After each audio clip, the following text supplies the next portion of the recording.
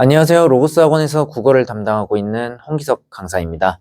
이번 2025년 겨울방학 예비고일 국어 수업 관련해서 몇 가지 안내 말씀 드리기 위해 영상 찍게 되었습니다.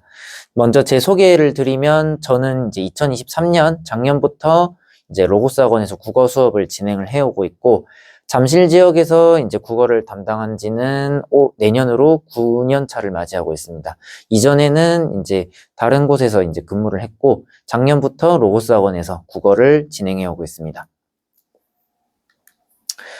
자, 먼저 겨울방학 수업 관련해 말씀드리기 전 그 안내드릴 차례에 대해 먼저 소개를 좀 드리면, 일단 중학교 국어가 중학교 국어랑 고등학교 국어가 좀 많이 다르다고들 얘기를 하잖아요. 그래서 중학교에서 고등학교 넘어오면서 첫 번째로 국어가 어떻게 달라지는지 거기에 대해서 먼저 간단하게 말씀을 드리고, 그리고 두 번째 어떤 부분이 달라졌고 거기에 맞춰서 고등국어를 어떻게 대비해야 하는지 말씀을 드릴게요. 그리고 세 번째로 사실 고등국어를 담당하는 여러 선생님들이 계신데, 그 중에서 제 수업이 가지고 있는 장점이 있다고 한다면 그것이 무엇인지 말씀을 드리고, 마지막으로 현재 제가 어떻게 학생들을 가르쳐 오고 있고 그 결과가 어떤지, 이런 순서로 소개를 드리도록 하겠습니다.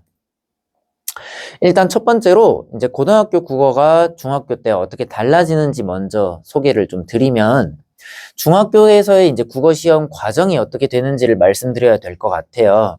일단 중학교 때까지의 국어는 사실상 암기 과목의 성격이 조금 강해서 시험 과정을 입력과 산출이라고 하는 두 가지로 나눴을 때, 학생들이 그 시험 범위라고 하는 시험 범위에 해당하는 내용을 입력하는 건 대부분 시험 전에 이루어진다고 보시면 될 것 같아요. 이때 입력 단계에서는 학교 수업 또는 학원 수업을 듣는 것, 그리고 학생들이 그 내용을 열심히 외우는 것, 두 가지를 가르친다고 보시면 될 것 같아요. 그리고 막상 시험 날이 되면 학생들은 그 외웠던 걸, 암기한 내용을 열심히 산출해낼 줄만 알면 웬만하면 좋은 점수를 얻을 수 있도록 시험이 그렇게 출제가 되거든요.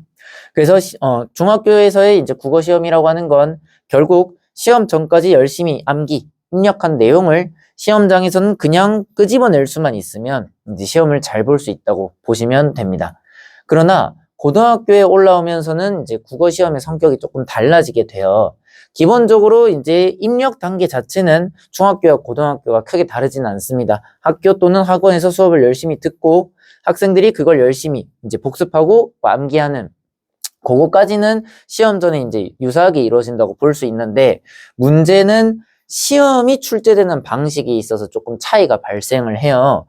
기존의 중학교 때까지는 열심히 외운 내용을 제대로 산출할 수 있느냐를 시험에서 측정했다고 한다면, 고등학교 국어 시험은 시험 중에서도 처음 보는 텍스트를 제시한 다음에 그걸 제한된 시간 내에 정확하게 입력할 수 있느냐, 그걸 물어보는 형태로 시험의 성격이 조금 달라지게 됩니다. 즉, 단순 암기를 넘어서 시험 중에서도 학생들이 텍스트를 정확하게 입력하는 능력을 갖춰야 풀 수 있는 문제들이 출제가 된다는 거예요.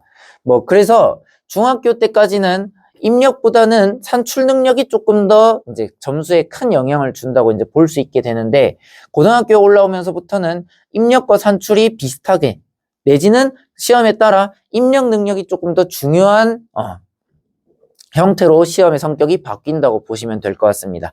물론 여전히 암기를 요구하는 문제가 70% 정도는 출제가 되는데, 아까 일전에 말씀드린 그 입력 능력을 요구하는 문제, 판단을 요구하는 문제가 30% 정도 출제가 되거든요. 근데 사실 70% 있는 문제만 맞춘다고 학생들이 1등급을 받기는 어렵기 때문에, 결국 1등급이 최종 목표라고 했을 때는 요 판단을 요구하는 문제를 얼마나 잘 맞히느냐가 시험에서 관건이 된다고 보시면 될 것 같아요. 즉, 고등학교 국어에 올라오면서부터는 주요한 내용을 암기하는 건 당연히 성실함을 측정하는 측면에서 기본이 되는 부분이고, 거기에 더해 처음 보는 낯선 내용의 텍스트를 학생들이 제한 시간 내에 정확하게 입력하는 능력이 더해져야 시험에서 1등급을 받을 수 있다고 보시면 될 것 같습니다. 그래서 과거에 이 인근 학교에서 출제되었던 시험 문제를 몇 가지 가져왔는데, 요거 두 개는 문학이고 요거는 지금 문법 문제거든요.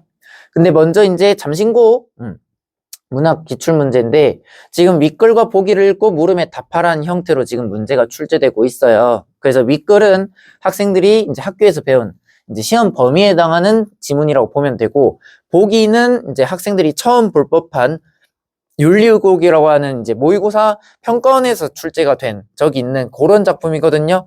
그래서 이제 비교 감상해서 문제를 풀어보라고 지금 제시가 되고 있는데, 지금 여기서 입력 능력이라고 한 건 이런 거라고 보시면 돼요. 지금 가와 보기의 15곡은 모두 봄을 나타내는 시어를 통해 시적 상황을 형성하고 있다라고 나오고 있는데, 그러면 15곡에서 세버들 가지 꺾어 고기 꿰어들고 주가를 찾으려 낡은 다리 건너가고 온 고을에 살구 꽂혀 쌓이니 갈 길 몰라 하노라, 이 부분을 읽은 다음 학생들이 무엇이 봄을 나타내는 시어인지, 그리고 그걸 통해서 시적 상황이 어떻게 형성되는지를 판단할 수 있어야 된다는 거예요. 근데 여기에 관련해서 정확하게 개념을 알지 못하고 이 봄을 나타낸다는 걸 판단하기 위한 시어가 무엇인지를 알지 못하면 학생들이 1번이 맞는지 틀렸는지 그걸 알 수가 없다는 겁니다.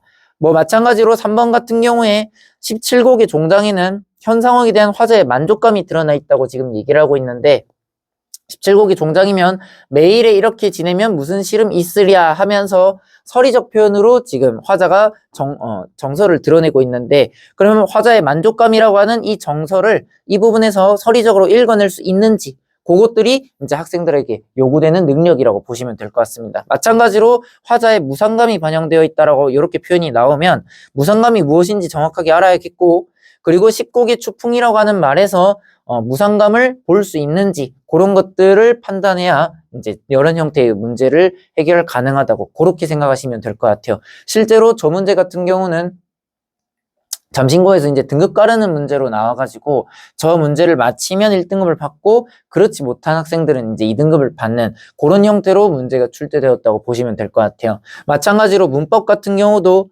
지금 보기 1에서 일종의 텍스트, 문법 관련된 내용의 텍스트가 제시가 되고, 보기 2에 예문들이 나와 있는데 이 예문 같은 경우는 교과서에 제시가 돼 있지 않은, 학생들이 이걸 보고 스스로 판단해서 이제 풀어야 되는 그런 예문들이거든요. 그래서 고등학교 시험은 이런 형태의 문제들, 마찬가지 요건 영동일고 시험인데 이제 나의 A와 역할이 유사한 걸 골라라고 했는데, 지금 나는 시험 범위에서 배운 내용, 그리고 요거는 학생들이 처음 보는 내용이라고 보시면 됩니다. 그래서 이런 문제들을 학생들이 능숙하게 풀어낼 수 있어야 이제 고등학교에 올라와 국어 1등급을 받는데 지장이 없다고 생각을 하시면 됩니다. 자, 그러면 이제 이런 식으로 제한된 시간 내에 낯선 텍스트를 읽는 게 중요하다라는 걸 이제 인지했다고 했을 때, 그러면 어떤 부분에 주목하며 학생들이 공부를 해야 되는지가 관건이 될 텐데, 제가 생각하는 이제 공부의 핵심은, 국어 공부의 핵심은 3가지입니다. 첫 번째, 확실하게 개념을 숙지하고, 두 번째, 정확하게 지문을 독해하고, 세 번째, 선지를 논리적으로 판단하는 것. 그래서 공부의 과정 자체가 이 3가지를 익히는 형태로 공부가 이루어져야 된다고 생각을 해요. 즉, 문학 또는 문법에서 학생들이 알아야 되는 개념이 있다고 했을 때 그 개념어나 이런 것들을 그냥 느낌으로 받아들이는 게 아닌 정확하게 어떨 때 사용되고 어떤 식으로 적용할 수 있는지 그걸 학생들이 훈련할 수 있어야 되고, 마찬가지로 텍스트가 나왔을 때 그냥 느낌이나 감으로 읽는 게 아니고 정확하게 문장 하나하나가 의미하는 것이 무엇인지를 학생들이 해석해 나가면서 지문을 읽는 것. 마지막으로 선택지를 판단할 때도 얘는 왠지 느낌상이 아닌 것 같으니까, 얘는 왠지 맞는 것 같으니까, 이런 식의 선지 판단이 아닌 논리에 기반해서 선지를 판단하는 그런 연습이 저는 필요하다고 생각을 합니다.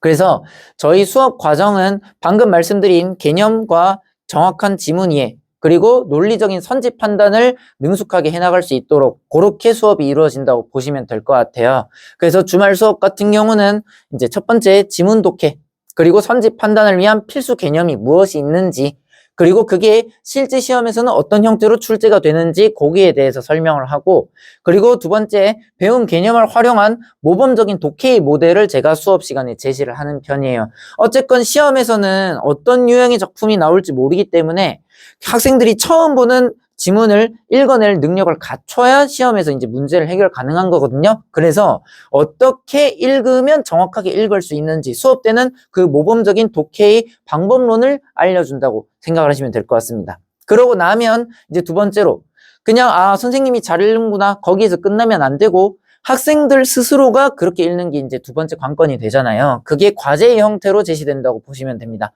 그래서 저희 과제는 학생들이 기본적으로 매일 공부하게끔 이제 부여가 되는데 매일 1시간 반에서 조금 이제 익숙하지 않은 학생들은 2시간 정도 투자하여 국어를 공부할 수 있도록 그렇게 과제를 구성해 놨습니다. 그리고 과정 수행 시 막히는 부분이 있으면 제가 이제 질문을 이제 계속 하라고 학생들에게 요구를 하는데 카톡이나 문자 같은 것들로 이제 질문을 보내면 실시간으로 첨삭하고 있습니다. 그리고 저희가 주중에 클리닉을 진행을 하는데 이제 주중 클리닉 때 학생들이 등원을 하면 그동안 한 과제 수행에 대한 1차 피드백과 학생들이 막히는 부분에 대한 해설을 제가 진행을 하고 그리고 실전 모의고사를 진행하면서 이제 훈련과 실제가 조금 차이는 있거든요. 그 괴리를 해소하는 연습이 이루어진다고 보시면 될 것 같습니다. 이 수업과 과제 클리닉 모든 과정은 결국 아까 말씀드렸던 독해력과 그리고 판단력 이 두 가지를 키우기 위한 요것들이 결국 이 두 가지를 키우기 위한 훈련이라고 보시면 되는데 그런 형태로 수업을 이제 꾸려서 진행을 해 나가고 있습니다. 그래서 요거는 저희가 이제 기존에 수업을 하면서 이런 식으로 이제 지문 분석을 어떻게 하는지 그리고 문제 분석이 어떻게 이루어지는지 그 샘플로 그냥 가져온 거거든요. 그래서 이런 형태로 학생들이 공부하게끔 요구한다고 보시면 될 것 같습니다.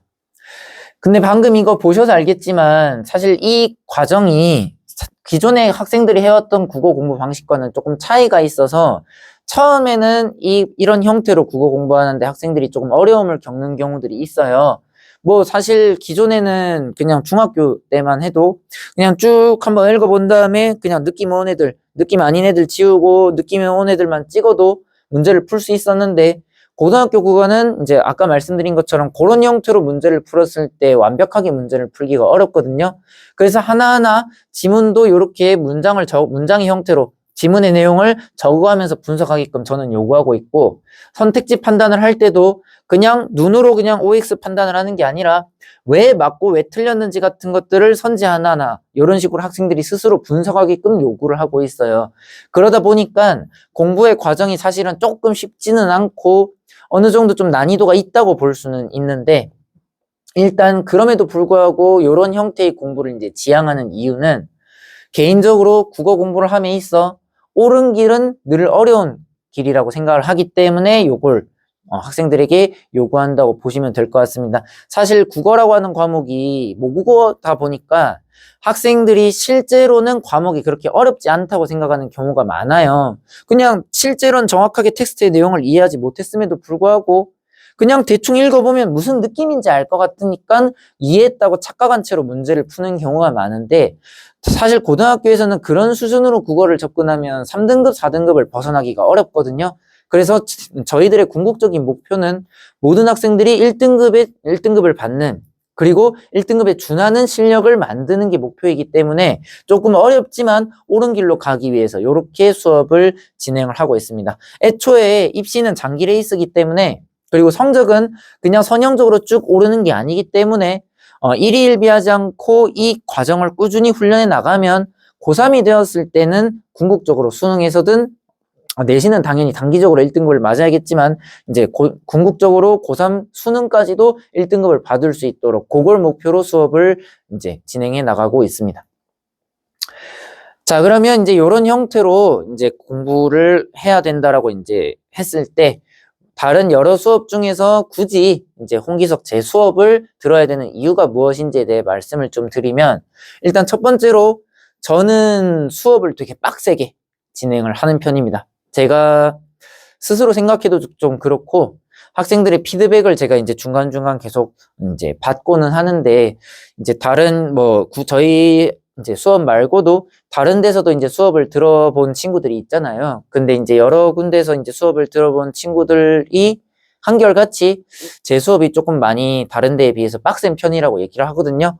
그럼에도 불구하고 학생들이 군말 없이 따라오는 이유가 그만큼 제가 이제 열정 넘치게 학생들에게 조금이라도 더 알려주기 위해서 이제 노력하는 부분이 있기 때문에 조금 어렵지만 제 의도를 알아주는 학생들 같은 경우는 열정을 이제 이해해주고 좀 잘 따라오는 와주는 편입니다. 아무래도 수업이 빡세면 그만큼 이제 학생들이 가져가는 것이 좀 많다고 보시면 될 것 같고, 저는 이제 국어라고 하는 과목이 물론 성적을 받는 것도 중요하겠지만 단순한 성적보다도 이제 사실 이제 한국인들은 이제 모국어 화자로서 죽을 때까지 이제 계속 한국어를 사용하면서 살아야 되잖아요.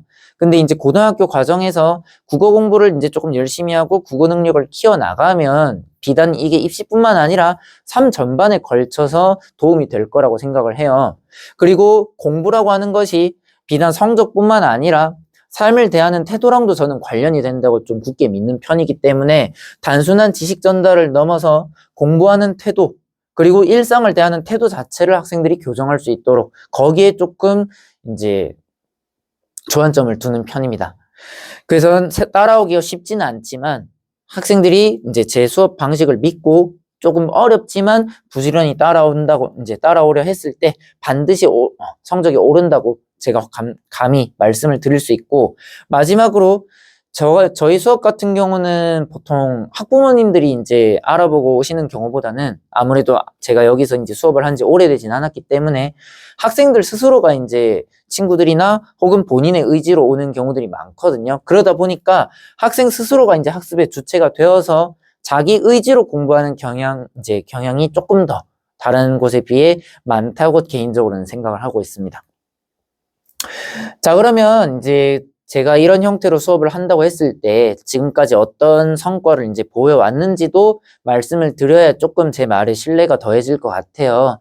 그래서 조금 이제 보여드리면, 일단 제가 2023년 2학기 때 이제 로고스 학원에 처음 오게 되었는데 2학기 대비 현재 지금 174%로 이제 수강 인원이 성장을 했거든요. 그래서 반에 따라서 이제 수강 인원이 2배 이상 이제 늘어난 곳도 있고, 이게 학생들에게 이제 제 수업이 어느 정도 유효하다라는 걸 이제 보여줬다고 저는 이제 생각을 해요. 그래서 먼저 말씀을 드리고, 올해 이제 내신 대비 기준으로 잠신고 1학년 이제 전체 1등급자 중에 3분의 1을 제가 배출했고, 잠일고 2학년에 이제 전체 1등급자 3분의 1 마찬가지로 배출을 했습니다. 요 주변에서 뭐 잠신고나 뭐 잠일고 담당한 이제 학원들이 많을 텐데, 그 많은 학원들 중에 저 혼자서 3분의 1 정도는 1등급자를 갖고 있다고 보시면 될 것 같아요. 뭐 경우에 따라서 뭐 작년이나 재작년 같은 경우에는 많게는 한 40에서 50%까지 전체 1등급자 중에서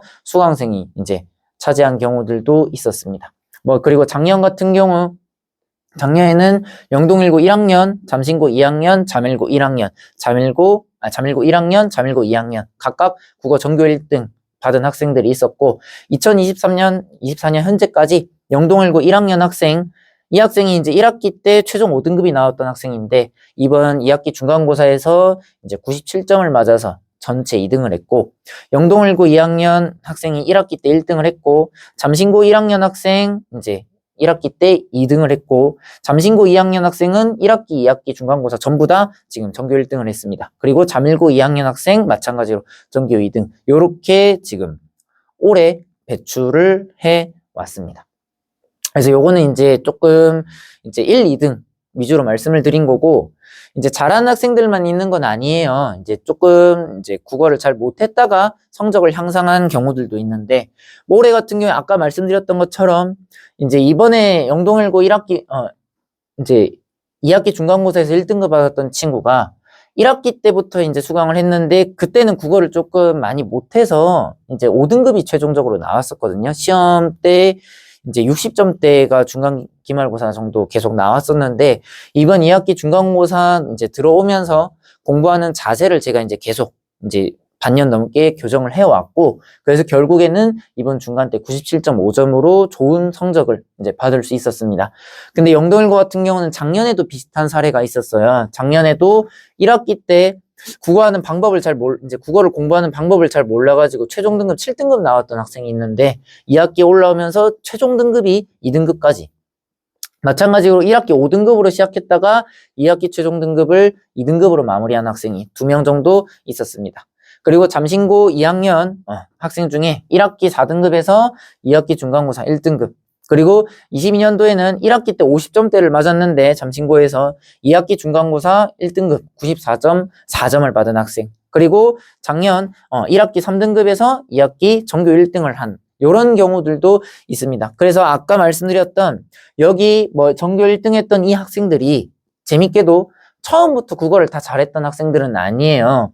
처음에는 뭐 3등급 내지는 2등급, 심지어는 5등급권에서 시작을 했는데 이제 제가 수업하는 방식을 믿고 꾸준히 따라와서 이런 정도까지 이제 올린 학생들도 적지 않게 있거든요. 그래서 성적을 올리는 데 있어서는 제가 어느 정도 일가견이 있다고 감히 말씀을 드릴 수 있을 것 같습니다.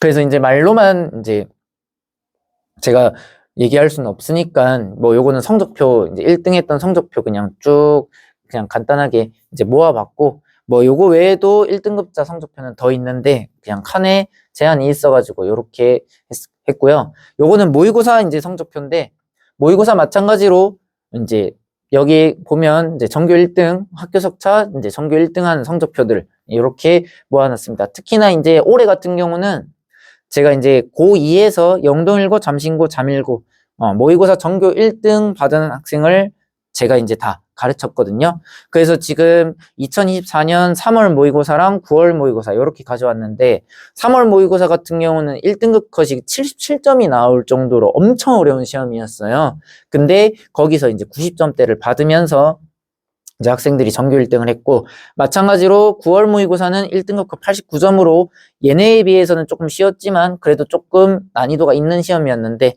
원점수 100점 받으면서 전교 1등을 했습니다. 그래서 올해 같은 경우에 내신뿐만 아니라 모의고사도 영동일고, 잠신고, 잠일고 전교 1등을 제가 이제 가르쳐서 개인적으로는 조금 자부심을 느끼고 있습니다. 네. 근데 재밌는 게 특히나 요 학생들 같은 경우가 영동일고 학생도 그렇고 여기 잠신고 학생도 그렇고 1학년 때는 2등급도 나왔던 학생이거든요. 모의고사가 고정적으로 1등급이 나오는 학생들이 아니었는데 이제 겨울방학 이제 물론 1학년 때부터 공부하고 이제 2학년 넘어가는 겨울방학 때 부지런히 공부하면서 요 정도까지 실력을 끌어올렸다고 보시면 될 것 같습니다. 뭐 요거는 이제 시험 보고 나서 뭐 어떻게 봤다 뭐 이런 것들 얘기하는 거라서 그냥 보시면 될 것 같고, 뭐 마지막으로 이제 마치면서 이제 제가 학생들을 가르치면서 늘 염두에 두는 그냥 니체의 문구 하나를 이제 가져왔는데, 먼 곳으로 항해하는 배가 풍파를 만나지 않고 조용히만 갈 수는 없다. 풍파는 언제나 전진하는 자의 벗이다라는 말을 니체가 이제 한 적이 있어요. 개인적으로 이 말을 되게 좋아하고 학생들을 가르칠 때도 학생들이 이 마음가짐을 이제 갖고 국어를 공부해 나가길 바라면서 이제 수업을 진행해 오고 있는데, 지금 학생들의 현재 실력이 어떤지 뭐 상태가 어떤지랑 상관없이 이제 저랑 같이 수업을 하면서 이제 좀 저를 믿고 부지런히 따라오면 꼭 단기간이 아니더라도 언젠가는이라고 하면 조금 그런데 뭐 3개월 내지는 6개월 정도 같이 이제 꾸준히 공부를 해 나가면 반드시 성적을 올릴 수 있다고 개인적으로 조금 자신하기 때문에 수업을 이제 선택하실 때 한번 고려해 주십사 해서 이제 이번에 영상을 찍게 되었습니다. 제가 이제 준비한 내용은 여기까지고요. 이제 수업 관련해서 혹시 문의사항이 있으시거나 혹은 조금 더 궁금한 점이 있으시다고 하면 학원으로 문의 주시면 제가 이제 자세하게 안내 드리도록 하겠습니다. 지금까지 국어 담당하고 있는 홍기석 강사였습니다. 감사합니다.